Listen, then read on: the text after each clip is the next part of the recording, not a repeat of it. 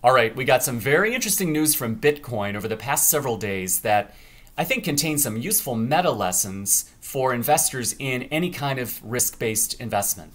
And so I'm going to just spend a couple minutes explaining what happened with Bitcoin, and then we'll get to kind of the meta lesson, all right? So two things with Bitcoin. One was the president of El Salvador came out saying, we're going to pass a bill making Bitcoin legal tender in our country. We're going to put it on our central bank balance sheet, and we're going to be basically one of the most pro-crypto countries out there. And this is very interesting because if you think of the bull and bear case for Bitcoin, one of the primary bullets of the bear case is that governments are going to ban Bitcoin.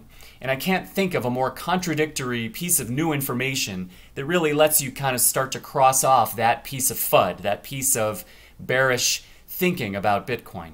And also it's just another in a long list of other statements by various governments that are basically not about banning Bitcoin, but rather accepting Bitcoin. So just think about the IRS being on record saying that Bitcoin is an asset. It is subject to capital gains tax, for example. And that's not banning, that's actually accepting of Bitcoin. And we have other US politicians and US government agencies that have also said things that are very contrary to the idea of banning Bitcoin. So, okay, so the El Salvador news lets us kind of semi-cross off this bullet point, right? Now, the other piece of news from Bitcoin was the Colonial Pipeline. Remember, they were subject to a ransomware attack and they made a payment to hackers in Bitcoin. Well, it turns out that the US, the FBI, I believe, was able to recover most of that Bitcoin. It's very, very interesting. And so here's another way to think about what's another major FUD, major bearish bullet point for Bitcoin, and that is just criminals are going to use it. Criminals are going to be more criminal and do worse things because Bitcoin will empower them to be even worse bad guys.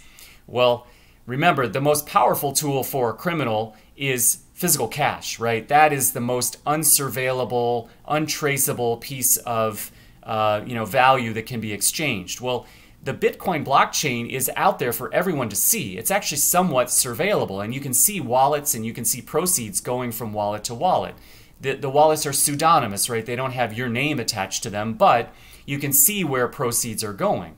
This is very interesting because now if I'm a criminal, I might think, maybe Bitcoin isn't such a great thing for me to use, and I maybe should just go back to good old-fashioned cash, right? So this news lets you semi-cross off Bitcoin is used only by criminals as your FUD or your bearish bullet point. Okay, so what is the point of this from the meta standpoint, from the lessons about investing standpoint? Remember, whenever you make an investment, you always want to be balanced, intellectually honest, and conversant in both the bull case and the bear case. And remember, we did the video, I think it was video 74, about documenting. This is my 85-cent investment notebook. I've got dozens of these where I write down my thinking for an investment, the bull case, the bear case, what my paradigm is, and it sort of preserves it in a fixed place so that I don't maybe misremember things later, right? Well, I can take a new piece of information that comes to me about a given stock or a given sector, apply it to this paradigm, and I can maybe scribble out one of the bull bullet points because it's a piece of bearish news that contradicts this bull theme, or vice versa, right? Or it's a catalyst that I'm looking for, and I can just say, okay, this catalyst happened, or it didn't happen, and this may evolve my thinking about the investment. But the whole idea is for you to do your own thinking about new pieces of information.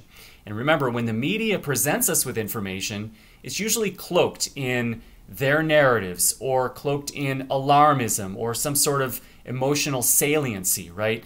And so what you want to do is make sure you take this information and uncloak it and then apply it into your paradigm. You don't want to be thinking in their paradigm. You want to be a fiduciary for your capital using your paradigm that you've already documented.